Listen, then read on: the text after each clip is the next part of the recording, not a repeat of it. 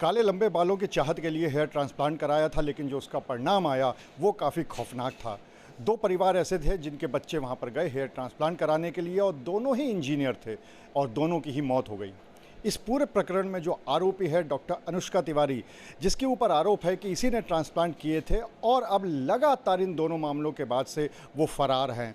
Police लगातार उनको पकड़ने की कोशिश कर रही है, लेकिन इसी बीच कोर्ट में दाखिल हो जाती है अंतरिम जमानत के लिए एक अर्जी।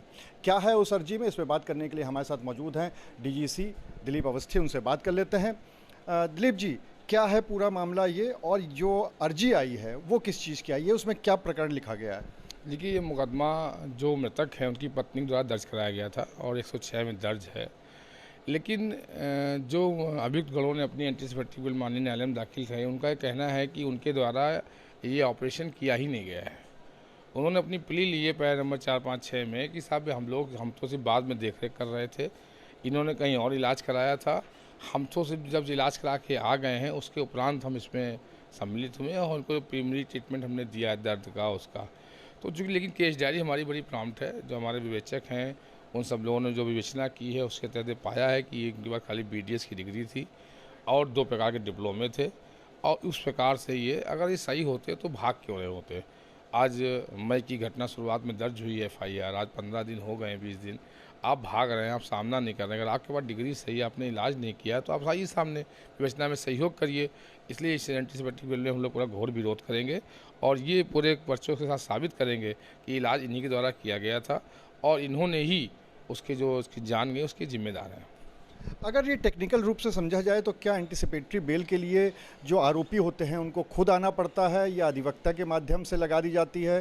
क्योंकि अगर यहाँ पर खुद आए थे तो क्या पुलिस उनको गिरफ्तार नहीं कर पाई, और अगर खुद की ज़रूरत नहीं होती है तो टेक्निकल क्या होता है इसमें? नहीं, एंटीसिपेटरी बिल में वो अधिवक्ता के माध्यम से लगा सकते हैं। उनका जो एफिडेविट होता है वो स्वयं का होता है।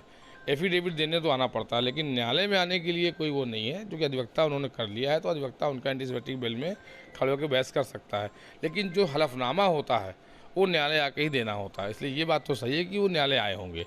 अब वो हलफनामा कैसे बनाया गया है, क्यों बनाया गया है, किसने बनाया है, यहाँ बनाया है, कहाँ बनाया है, ये जांच का विषय होगा।